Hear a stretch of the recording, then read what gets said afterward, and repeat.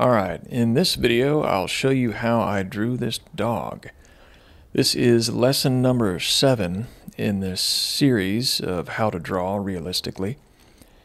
And if you can, watch the first video in this series, which will give you a better idea of how the techniques work that are throughout this series. And it'll enable you to get up to speed with some of the terminology and what exactly I'm doing when I'm going back and forth, and basically with the pursuit of trying to draw realistically. So let's get started. So as I always do, I've printed out the reference photo in such a size that it's not going to be too difficult. You could say that it would be too difficult if it were too small and too big. So this is like a 4 inches by 3 inches reference photo that I printed out. And also I'm going to start drawing pretty much as close as I can to the reference photo, and this is done so that my eyes don't have to move as far back and forth when I start drawing. I don't have to look up or way over to the side. It's pretty close.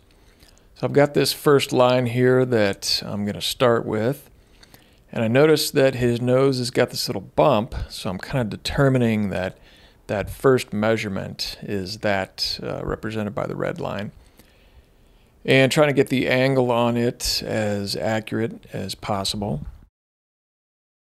And so really spending quite a bit of time in the beginning here and noticing that that first line is a little bit smaller than the next line in the nose.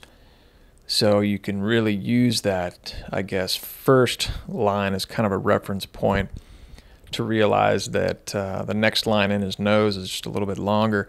And I ended up making quite a correction towards the middle of the video that you'll see, and kind of really trying to see, am I with his nose, do I have the general shape going on there? And one of the techniques that I've used, which is explained in that first video in this series, is using a perfect vertical and perfect horizontal as another reference point to be able to tell, are these angles looking as accurate as possible according to the reference photo. And if I put that, again, you're doing this, you're really just imagining the perfect plus sign. If I put that over his nose, I can tell that his lower part of his nose and his mouth is just a little bit pushing inward. It's not quite that perfect right angle that 90 degrees and 0 degrees plus sign represents. So this can give you another reference point to realize, okay, if you see in your drawing that his nose and lower mouth is a perfect right angle, then you've got to get out that eraser and start making some corrections. With here, just noticing some simple things like his eye is kind of in the shape of a triangle. He's with his eye itself, and the bridge of his brow and the lower part of his eye kind of make up what looks to be a basic triangle. So these types of things that you can notice, if you can try to break down your reference photo into more simplistic terms, can potentially help you out. So continuing to flesh this out here, and I'm spending a little bit more time on the eye, and you'll want to do this with problem areas because that's really where the area of emphasis is going to be when your viewer views your art. Instead of, say, the back hind leg, in this case, they're going to be looking a little bit more at the eye. And with a problem area, what you can do is blow that up, as I did in the shark video with the teeth.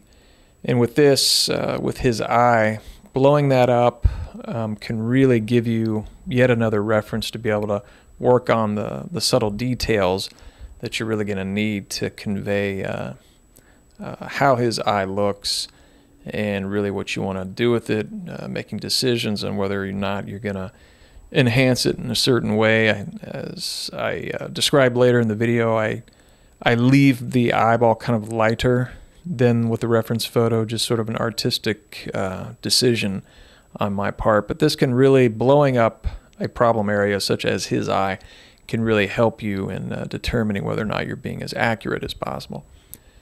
So fleshing this out, noticing, like say with on the reference photo, those particular measurements of his ears or those particular areas, you can tell that they're essentially the same in length, and you can kind of use that as a way of determining, you know, okay, am I being as accurate as possible?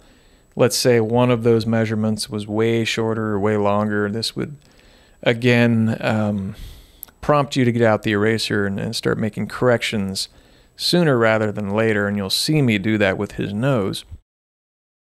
And this just really enables you to, I guess, keep track of where you're at in the drawing. You know, is this accurate?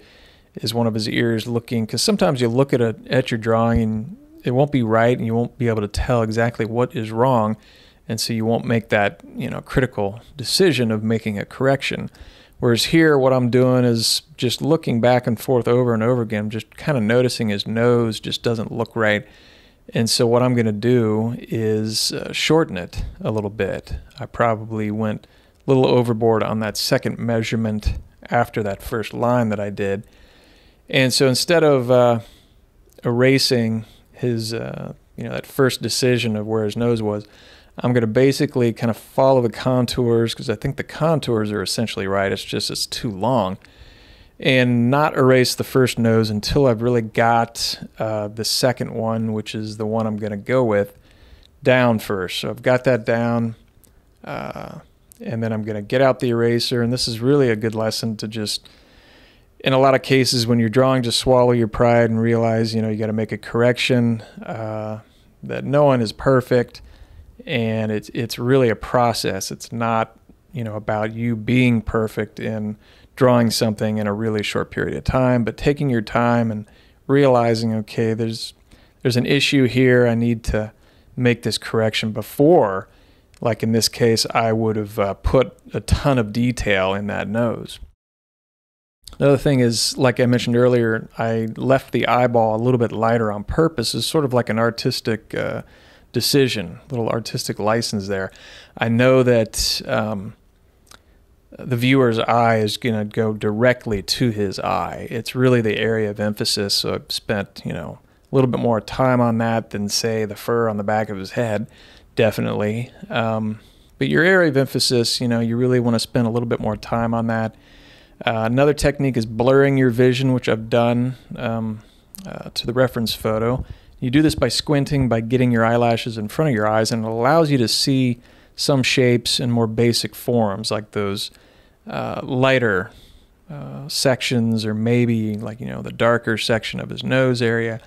And it kind of breaks down your photo, your reference photo again, where you're not just seeing it as a dog, you are seeing it in more basic forms, basic shapes, and the measurements. But really it's more of a value thing. Is this area, you know, darker or lighter? And squinting can really be a good method or technique to just sort of get away from thinking that you're drawing a dog and try to concentrate on just drawing basic shapes and values. So fleshing out the rest of the drawing here. And like I said, instead of spending a ton of time on, you know, the back portion and maybe the fur on the lower right of his leg, knowing that the area of emphasis is his eye, and, you know, from that, the viewer's eye kind of branches out towards the ears and the nose, but putting a little bit of time into fleshing out the rest of the drawing. So this was lesson 7 in this series. Be sure and check out that first video, which will really help you and guide you into more of a greater understanding of the techniques of being able to measure and see a reference photo in a completely different way. So thanks for watching, and be sure to check out the next video.